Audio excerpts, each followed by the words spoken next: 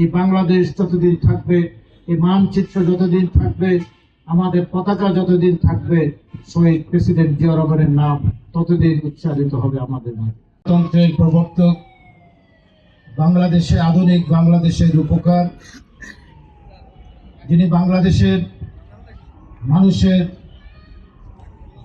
বাংলাদেশকে বিশ্বের মানচিত্রে একটা আত্মমর্যাদাশীল জাতি হিসেবে প্রতিষ্ঠা করেছেন। বাংলাদেশ স্বাধীন হওয়ার পর বাংলাদেশের অর্থনীতি যে ভঙ্গুর অবস্থায় ছিল, আইন শৃঙ্খলা ছিল না, বাংলাদেশকে বিশ্বের মানচিত্রে একটি তলাবিহীন ঝুড়ি বলা হতো, একটি দুর্ভিক্ষের দেশ বলা হতো। সেই একটি আইন শৃঙ্খলার অবনতিশীল একটি রাষ্ট্র হিসাবে বিশ্বের মানচিত্রে এই বাংলাদেশের নাম রেখেছে।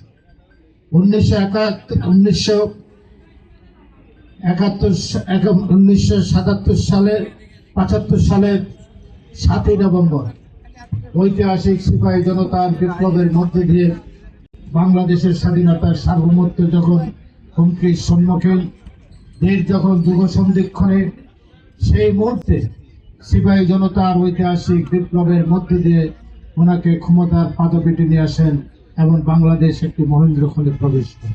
তিনি কাউকে হত্যা বা কু করে এই বাংলাদেশের রাষ্ট্রীয় ক্ষমতা আসেন নাই।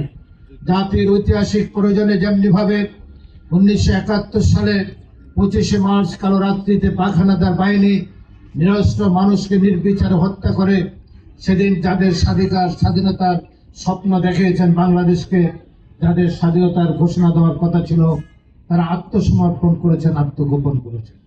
সেই সময় 8ম ইস্ট বেঙ্গল রেজিমেন্টের একজন উপ অধিনায়ক তরুণ মেজর তার ঊর্ধ্বতন কর্মকর্তা কর্নেল জাঙ্গুয়াকে হত্যা করে বিপ্লব ময়দানে দাঁড়িয়ে বললেন, রিভোল্ট, আমরা পাকিস্তানের সাথে বিদ্রোহ ঘোষণা করলাম। তারপর 27শে মার্চ চট্টগ্রাম কালুরঘাট বেতার কেন্দ্র থেকে উনি মহান স্বাধীনতার ঘোষণা দেন। এই ঘোষণার মধ্যে দিয়ে বাংলাদেশের মুক্তিযুদ্ধ শুরু হয়েছে। উনি ঘোষণা দিয়ে ক্ষান্ত হন নাই, উনি রণাঙ্গনে সরাসরি যুদ্ধ করে শতাব্দীর শ্রেষ্ঠ মুক্তিযোদ্ধার খেতাব পেয়েছেন। এই বীরোত্তম জেড ফোর্সের অধিনায়ক সেক্টর কমান্ডার জিয়া রহমানকে আমরা স্মরণ করি। এই বাংলাদেশ যতদিন থাকবে, এই মানচিত্র যতদিন থাকবে, আমাদের পতাকা যতদিন থাকবে, শহীদ প্রেসিডেন্ট জিয়া রহমানের নাম ততদিন উচ্চারিত হবে আমাদের মাঝে।